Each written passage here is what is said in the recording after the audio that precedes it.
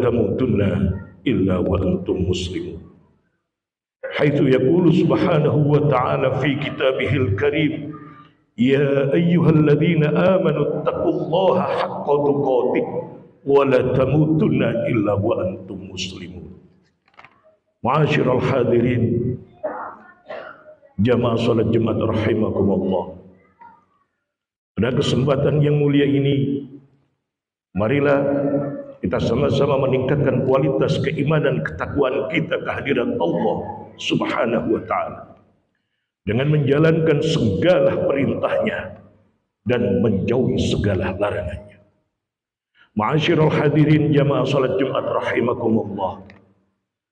Pada bulan Maulid ini kita masih berada pada bulan di mana Rasulullah SAW dilahirkan pada tahun 571 Masehi, bertepatan dengan tahun gajah, di mana waktu itu ma'asyiral hadirin ada satu event besar yang tercatat dalam kitabullah Al-Quran, yaitu adalah pekerjaan Raja Abraha yang ingin menghancurkan Ka'bah Al-Mu'azzamah.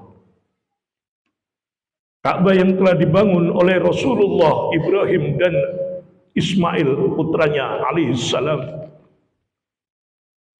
Ka'bah yang dibangun untuk tempat ibadah kiblat seluruh umat manusia akan dihancurkan oleh seorang raja yang bernama Ibrahim. Ia ingin agar seluruh umat manusia tidak menjalankan ibadah ke tanah suci, agar mereka semuanya tidak berkiblat ke Baitullah. Dengan satu tujuan ma'asyiral hadirin, apa?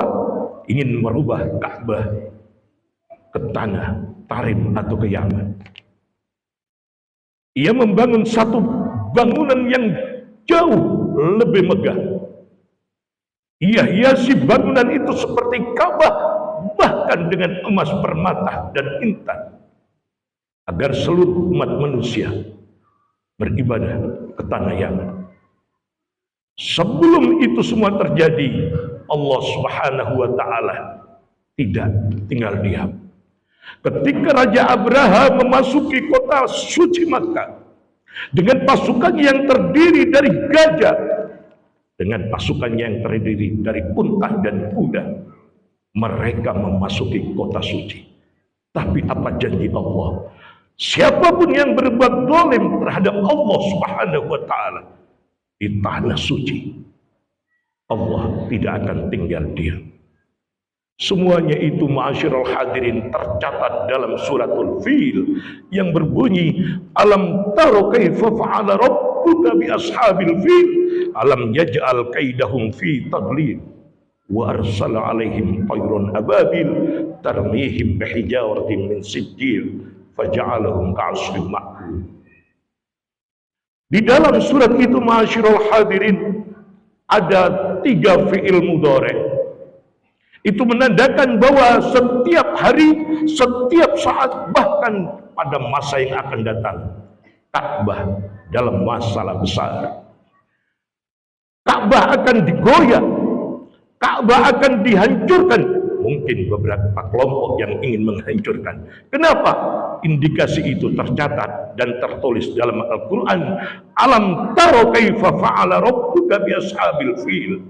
Allah menggunakan, Allah memilih dengan fi'il mudhari'.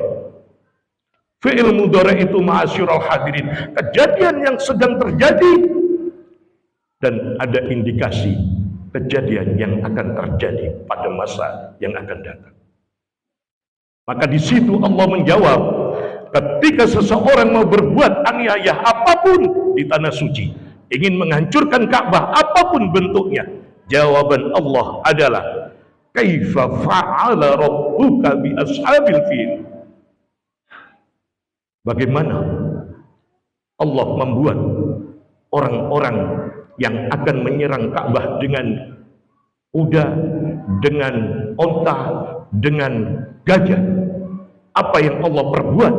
Seolah-olah Allah ingin mengatakan, siapapun yang ingin berbuat aniaya apapun di tanah suci, dia akan berakibat seperti Abraha dan kawan-kawannya. Yang kedua, ma'asyiral hadirin, alam yaj'al kaidahum fi tadlil. Seolah-olah Allah memberitahukan kepada kita akan ada orang yang akan berbuat kaidahum, tipu daya. Jawaban Allah apa? Wa arsala alaihim tayran ababil. Langsung dijawab oleh Allah dengan fi'il madhi yang itu akan benar kejadiannya. Wa arsala alaihim tayran ababil. Allah akan benar-benar hancurkan mereka. Dengan apa? Tayran ababil, burung-burung kecil. Pasukan yang begitu besarnya, pasukan penghancur gajah, pasukan pembuka jalan kuda, hancur dengan burung-burung yang kecil. Bagaimana tidak, ma'asyiral hadirin, ketika Allah berkehendak, jangankan burung kecil, ketika Allah berkehendak menyuruh angin, apapun akan terjadi. Fi'il mudhari' yang ketiga, ma'asyiral hadirin, tarmihim bihijaratin min sijjil. Allah akan menghancurkan dengan melemparkan batu-batu itu dari api, tanah, batu-batuan kerikil dari neraka. Faja'alahum, jawabannya adalah faja'alahum, menggunakan fi'il madhi, faja'alahum ka'asfin ma'kul, seperti daun-daun yang dimakan oleh ulat. Maka ketika kita, ma'asyiral hadirin, hendak berhaji, hendak umrah, mestinya kita tata hati kita. Segala sesuatu yang kita persiapkan dengan baik, dan segala sesuatu yang kita persiapkan juga dari barang-barang yang halal dan benar. Keuangan yang kita siapkan juga dari rezeki kita yang halal, dengan jalan yang benar. Kadang kita memakan barang-barang yang haram tidak mau, ma'asyiral hadirin, tapi perolehan uang kita kadang dari sesuatu yang haram, kita tidak mempersalahkannya. Yang benar itu bukan begitu. Yang benar adalah apa yang kita ambil dan apa yang kita, mana kita infakkan, itu juga kita pertimbangkan. Bukan sekedar kita makan babi, kita tidak mau. Tapi pekerjaan kita, ma'asyiral hadirin, atau perolehan keuangan kita, mestinya juga kita perbaiki dari mana, di mana kita bekerja. Ma'asyiral hadirin, jamaah salat Jumat rahimakumullah. Kalau kita telisik, kalau kita lihat, ma'asyiral hadirin, apa sih sebenarnya Ka'bah itu? Untuk apa sih kita beribadah atau menghadap ke kiblat itu, ma'asyiral hadirin? Di situ adalah Baitullah yang dibangun oleh Adam alaihissalam pertama kali, yang disuruh oleh Allah subhanahu wa ta'ala. Adam diturunkan ke dunia ini, ma'asyiral hadirin, beserta satu tanah dari surga. Dan tanah itu adalah sebagai pondasi di mana Ka'bah itu berdiri. Maka, ma'asyiral hadirin, ketika Sayyidina Ali karramallahu wajhah, ketika tidak diterima oleh tanah dunia, ketika beliau wafat, kemanapun Sayyidina Ali dikuburkan, tanah itu akan menolak keberadaan Sayyidina Ali. Kenapa, ma'asyiral hadirin? Karena Sayyidina Ali begitu adil dan begitu wirainya terhadap dirinya dan terhadap orang lain.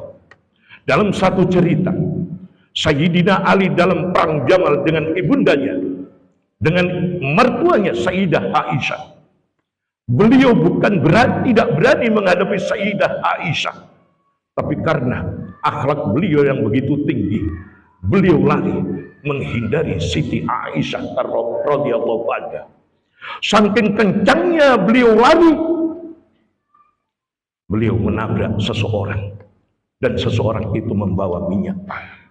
Dan minyak tanah itu ma'asyiral hadirin, ketika peperangan sudah selesai ditagih oleh seorang penjual minyak tanah. Sayyidina Ali karramallahu wajhah adalah seorang khalifah yang begitu adil. Maka ketika beliau ditagih, beliau bertanya kembali, di manakah aku menabraknya? Maka orang itu ma'asyiral hadirin menunjukkan di mana tempat dia ditabrak oleh Sayyidina Ali karramallahu wajhah. Maka bumi itu ditanya oleh Sayyidina Ali. Maka bumi itu diambil oleh Sayyidina Ali. Maka bumi itu diperas oleh Sayyidina Ali dan mengeluarkan air, mengeluarkan gas, minyak tanah seperti ketika jatuh pertama kali. Maka tanah itu dikembalikan dan tanah itu berdoa kehadirat Allah Subhanahu wa taala, ya Allah, ketika Sayyidina Ali telah meninggal dunia, aku tidak akan bisa menerima jasad dan tubuhnya, karena ia begitu adil, ia memeras tubuhku, kata tanah itu, sehingga aku pun merasa sakit. Maka Sayyidina Ali ketika meninggal dunia, ia dikuburkan di tanah Ma'la, ia tidak bisa diterima. Dikuburkan di Baqi, ia tidak bisa diterima. Akhirnya jasad Sayyidina Ali karramallahu ta'ala terbang dan menuju ke Baitullah, Ka'bah. Kenapa ma'asyiral hadirin? Karena Ka'bah dibangun dengan fondasi bukan dari tanah dunia, bukan dari batu dunia, tapi Ka'bah dibangun dengan dasar dan tanah dari surga. Ma'asyiral hadirin jamaah salat Jumat rahimakumullah.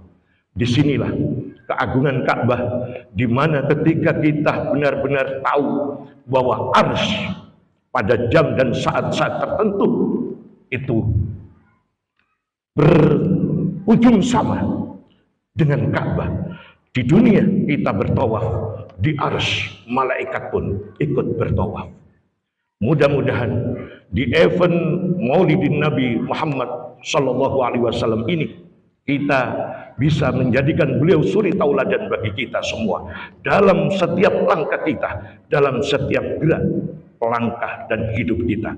Karena di dalam Al-Qur'an Allah Subhanahu wa taala berfirman, laqad kana lakum fi rasulillahi uswatun hasanah. Di dalam diri Rasulullah sudah ada segala contoh bagi kita semua. Di dalam hidup beliau, di dalam tidur beliau, di dalam perekonomian beliau, beliau adalah contoh bagi kita semua. Tidak ada satupun yang terlewatkan pada diri Rasulullah Muhammad sallallahu alaihi wasallam. Maka hendaknya kita bisa mengambil suri tauladan bukan dari siapa-siapa. Mestinya kita ambil suri tauladan dari Rasulullah Muhammad sallallahu alaihi wasallam, ke bawahnya kita ambil dari sahabat, ke bawahnya kita ambil dari tabi'in, ke bawahnya lagi kita ambil dari ulama-ulama yang kita ketahui di sekitar kita. Mudah-mudahan di dalam hidup kita ini kita selalu mendapatkan ridho, ma'unah, hidayah dari Allah Subhanahu wa taala, sehingga kita tinggalkan dunia ini dengan penuh husnul khotimah. A'udzu billahi minasyaitonir rajim. Bismillahirrahmanirrahim. Wal 'asri innal insana lafi khusrin illa alladziina aamanu wa 'amilus solihati wa tawassaw bil haqqi wa tawassaw bis sabr. Barakallahu li wa lakum fil Qur'anil 'azim wa nafa'ani wa iyyakum bima fihi minal ayati wa dzikril hakim wa qur rabbighfir warham wa anta khairur rahimin.